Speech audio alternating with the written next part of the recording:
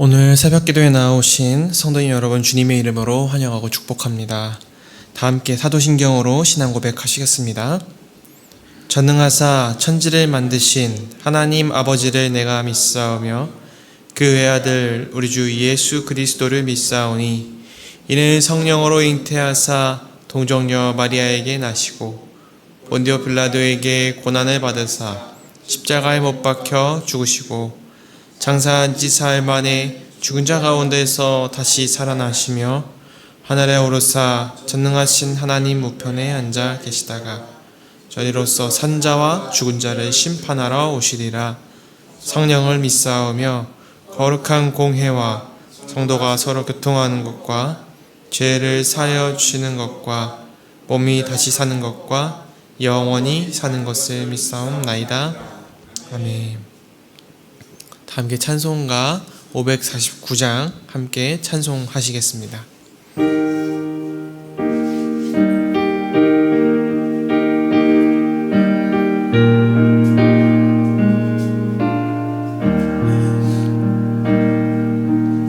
내 주여 뜻대로 행하시옵소서.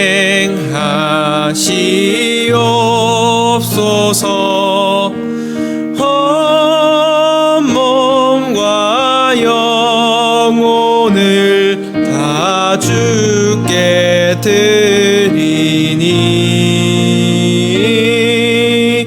이 세상 고락감 주 인도하시고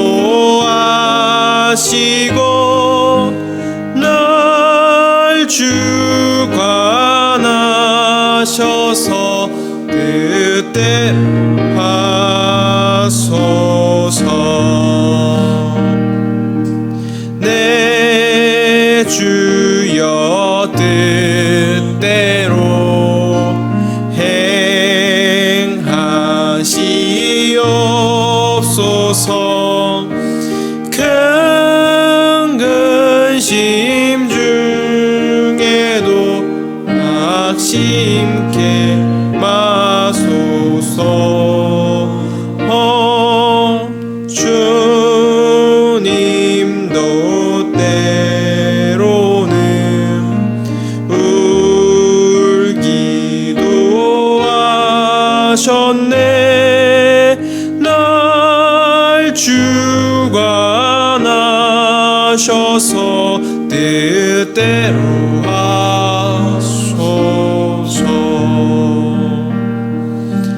내 주여 뜻대로 행하시옵소서.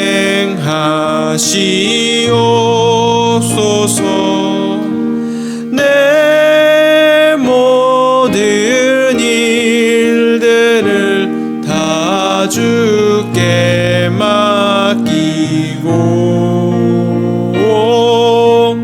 저 천성 향하여 고요히 가리니 살든지 죽든지 뜻대로 하소서. 아멘.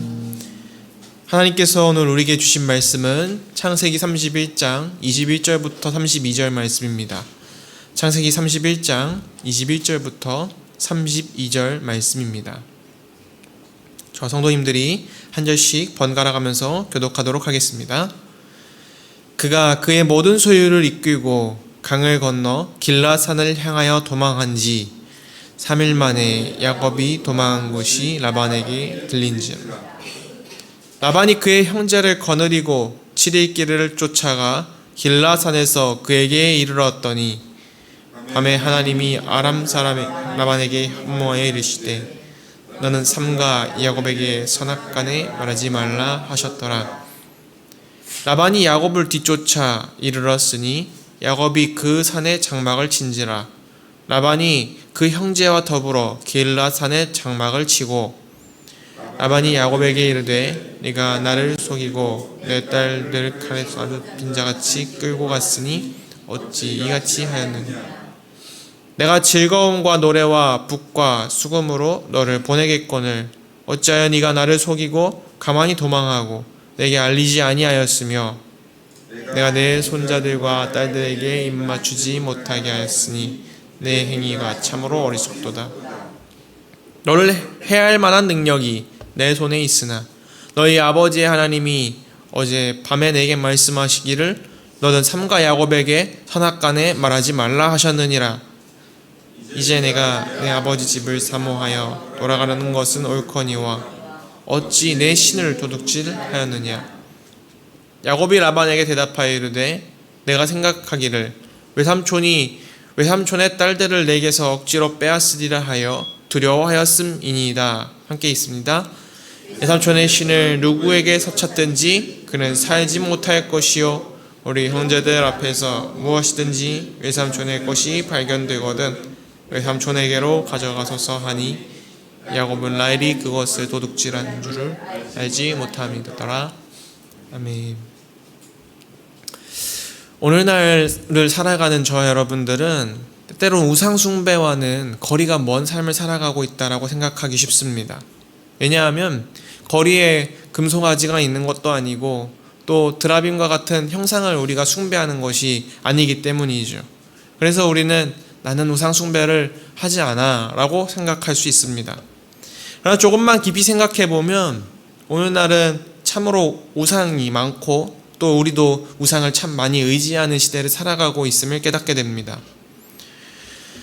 예를 들어서 돈, 그리고 성공, 사람의 인정과 명예, 그리고 불안한 미래를 대비한 계획들, 그것들이 나의 안정과 또 자존감을 보장해 줄 것이라고 믿는 순간 우리는 이미 그것들을 우상이라고 믿고 또 의지하고 있는 것이지요. 우상이란 단지 눈에 보이는 형상들만 말하는 것이 아니라 하나님보다 더 신뢰하고 집착하는 모든 것들을 의미합니다. 우리가 우상을 의지하는 이유는 사실 내심 우리가 하나님을 온전히 신뢰하지 못하기 때문입니다. 그래서 오늘 본문 말씀을 통해서 오늘 말씀을 우리의 모습과 비추어 생각해보고 우리가 왜 하나님만을 진정으로 의지하면서 살아가야 하는지를 함께 살펴보려고 합니다. 오늘 본문의 초반부에서 야곱은 아내들과 자식들 그리고 모든 소유를 가지고 유프라테스 강을 건너서 길앗 산지로 향합니다. 21절, 22절 말씀을 함께 같이 읽어보겠습니다. 그가 그의 모든 소유를 이끌고 강을 건너 길앗 산을 향하여 도망한 지 3일 만에 야곱이 도망한 것이 라반에게 들린지라. 야곱이 강을 건넜다라고 하는 것은 이제 관계의 단절과 새로운 삶으로의 전환을 상징합니다. 유프라테스 강을 건너는 순간 그는 더 이상 라반의 지배 아래에 있지 않게 됩니다. 이것을 영적으로 해석해 본다면 세상의 통제에 의해서 하나님의 인도하심을 전적으로 의지하는 삶의 방향을 바꾸는 순간을 의미하는 것이죠. 하지만 22절에 따르면 라반이 야곱의 도망을 사흘이 지나서 알게 됩니다. 인간적으로 보면 이 시간차는 야곱에게 유리한 상황처럼 보이기도 합니다. 그러나 동시에 라반의 추격이 시작되지요. 겉으로 볼 때의 야곱이 도망치는 모습이지만 영적으로 볼 때에는 하나님을 향해 믿음의 첫걸음을 내디는 순간이었습니다. 라반은 야곱이 도망쳤다는 그 소식을 듣자마자 친족들을 모두 모아 7일 동안 야곱을 뒤쫓았습니다. 그의 마음속에 있는 분노, 그리고 소유욕, 그리고 자신이 야곱을 통제하던 그 통제권을 되찾으려는 마음으로 가득 차 있었을 것입니다. 그런데 24절에 놀라운 반전이 일어납니다. 24절 말씀을 함께 같이 읽어보시겠습니다. 밤에 하나님이 아람 사람 라반에게 현몽하여 이르시되 너는 삼가 야곱에게 선악간에 말하지 말라 하셨더라. 아멘. 하나님께서 라반의 꿈에 나타나서 말씀하셨습니다. 너는 야곱에게 선악간에 말하지 말라. 이 부분을 히브리어 원어로 본다면 우리가 읽은 이 본문보다 훨씬 더 강력하게 너는 스스로 조심하라, 경계하라, 삼가라, 하지 말라라는 강력한 경고의 어조가 담겨 있습니다. 즉 라반이 야곱에게 어떤 말과 어떤 행동을 하든지 감히 하나님의 허락 없이 손대지 말라는 의미를 담고 있는 것이죠. 이 꿈은 31장 초반에 야곱이 꾼 그 꿈과 굉장히 대조가 됩니다. 야곱이 꿈을 꿀 때에는 하나님께서 굉장히 부드러운 말투로 내 눈을 들어보라 라고 말씀하시면서 억울함 속에서도 야곱을 돌보시고 계심을 말씀해 주셨습니다. 야곱이 꾼 꿈은 위로와 인도의 성격을 갖는 꿈이었지요. 반면 라반이 꾼 꿈은 위로가 아니라 경고와 제한의 내용이었습니다. 하나님은 이처럼 언약 백성을 지키시기 위해 필요하시다면 대적의 마음과 행동까지도 다스려 주시는 분이십니다. 똑같은 하나님이 말씀해 주시는 것이지만 믿음의 사람에게는 격려와 또 방향을 알려주시는 말씀을 해주시고 또 뜻을 거스른 자들에게는 그와 반대로 제약과 금지의 말씀을 주시는 것이죠. 라반은 길앗 산지에서 야곱을 결국 따라잡았습니다. 인간적으로 보았을 때는 굉장히 큰 위기처럼 보이지만 하나님이 예비하신 하나님의 그 섭리가 이미 모든 상황들 위에 놓여져 있었습니다. 라반이 야곱을 따라잡았지만 하나님이 명령하신 것이 있기에 아무런 해도 입힐 수가 없었습니다. 사랑하는 성도 여러분, 하나님의 백성은 종종 자신을 향한 세상의 공격을 두려워합니다.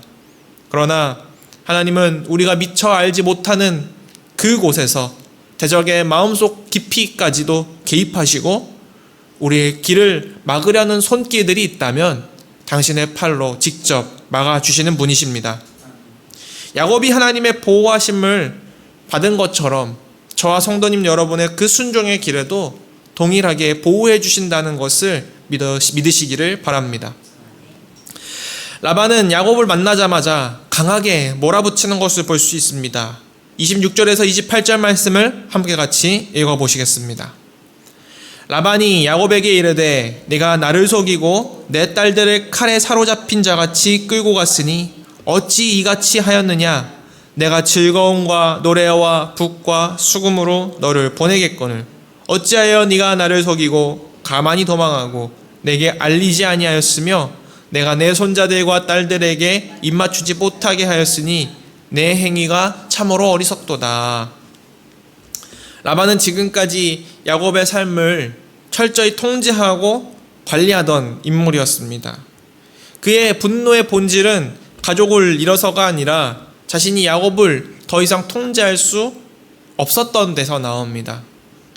그래서 27절에 말하기를 내가 즐거움과 노래와 북과 수금으로 너를 보내겠거늘 어찌하여 네가 나를 속이고 가만히 도망하고 내게 말하지 아니하였느냐라고 야곱에게 말하는 이 장면을 언뜻 보면 내가 너를 잘 보내줄 텐데 왜 그렇게 조용히 떠났느냐라고 아쉬움을 토로하는 것처럼 보이지만 라반의 과거 행적들을 볼 때 이는 철저한 이미지 관리에 지나지 않는다는 것을 알 수 있습니다.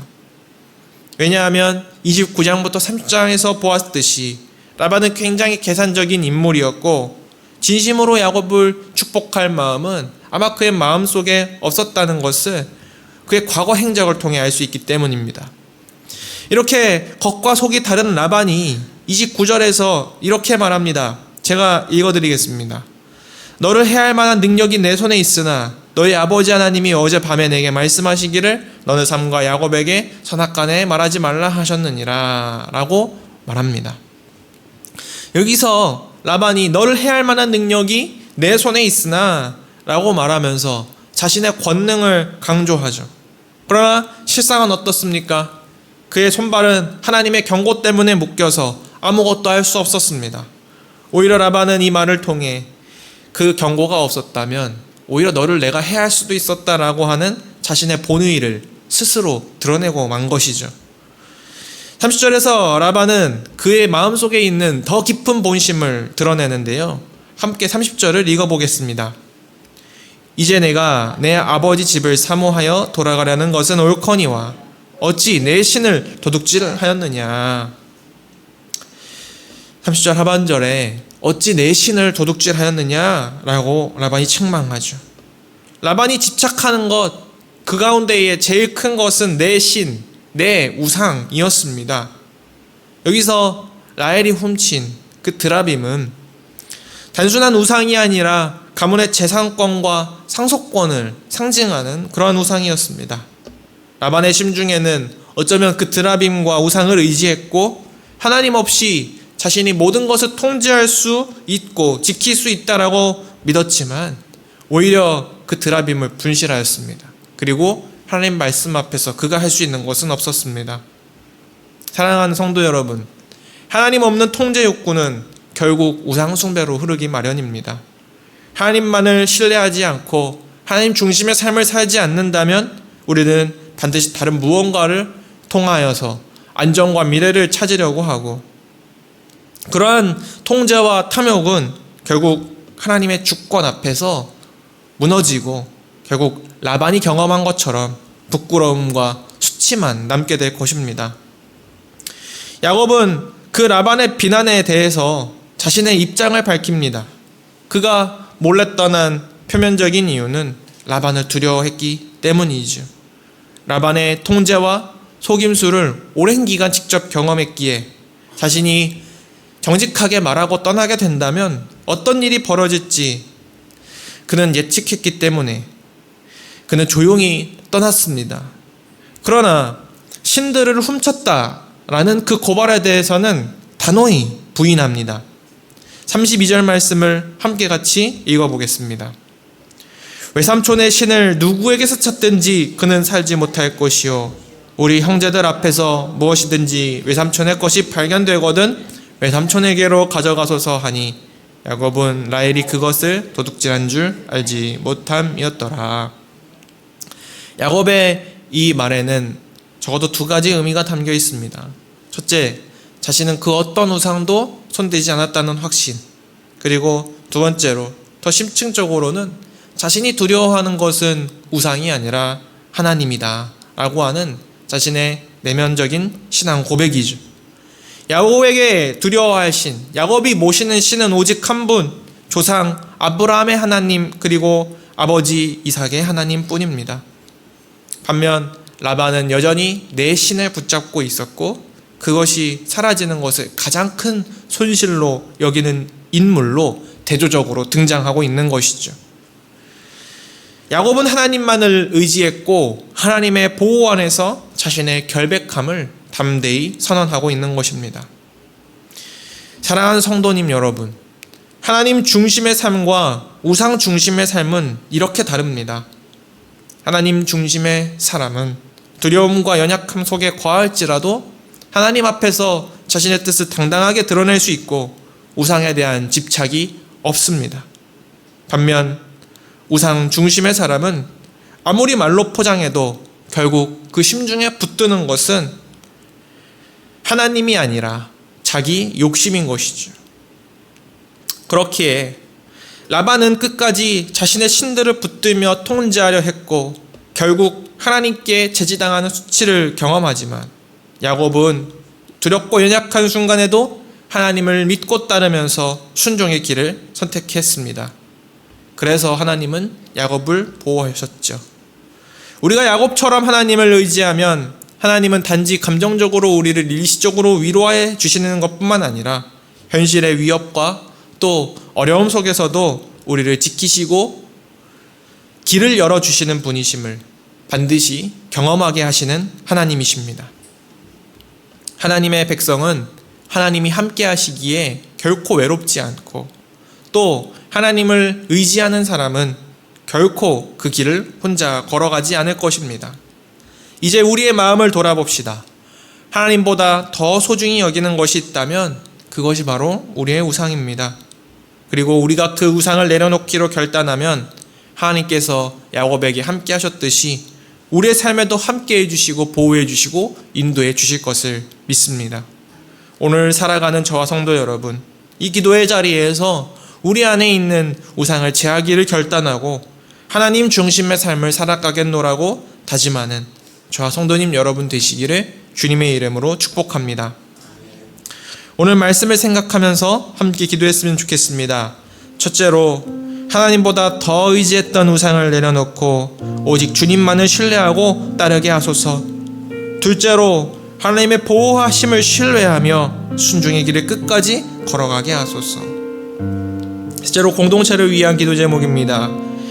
단기 선교 중인 국내 단기 선교팀을 위하여서 양산 다사랑교회를 섬기면서 주님의 교회로 함께 지어져가는 공동체임을 배우는 시간이 되게 하여 주소서라고 우리 기도 제목들과 가지고 오신 기도 제목들을 놓고 자유롭게 기도하다가 돌아가도록 하겠습니다. 사랑과 은혜가 많으신 주님 감사합니다. 오늘도 주님의 뜻과 주님의 말씀 앞에 섭니다. 주님께서 야곱과 라반의 그 대조를 통하여 우리에게 보여주시고 말씀해 주시고 가르쳐 주시는 것처럼 주님, 우리가 일상 속에 알게 모르게 섬기고 있었던 우상들을 내려놓을 수 있도록 우리 마음 가운데 담대한 결단을 허락하여 주옵소서. 눈에 보이는 것을 의지하기가 더 쉽게 우리의 미래와 우리의 안정감을 또 주는 그 물질들과 또 세상의 모든 명예와 평안함과 모든 안전들이 주님, 우리가 알게 모르게 의지하고 따르는 우상이었다면 주님보다 더 믿고 따르고 의지하는 모든 것들이 우상이라 하셨사오니 주님, 우리가 그 우상들을 제하고 내려놓고 오직 주님만을 바라보고 의지하고 따라가며 주님 믿음의 발걸음과 믿음의 여정을 담대히 내디는 저희들 될 수 있도록 인도하여 주옵소서. 우리의 삶 가운데에 늘 보호하여 주시고 인도해 주신 주님께서 우리를 늘 안전한 곳에 거하게 하시고 우리를 지켜주시되 우리가 이 믿음을 잊지 않고 끝까지 이 믿음의 여정을 걸어갈 수 있도록 우리 눈동자처럼 지켜주옵소서. 사랑이 많으신 주님, 국내 단기 선교팀을 위하여 기도하오니 양산에 있는 다사랑교회와 하나님, 우리가 주님 안에서 함께 지어져가는 공동체임을 하나님 기억하며 살아갈 수 있도록 주님 그 선교의 모든 여정을 안전하게 지켜주시고 모든 것들을 주님께서 선한 길로 가장 좋은 것으로 허락하여 주옵소서.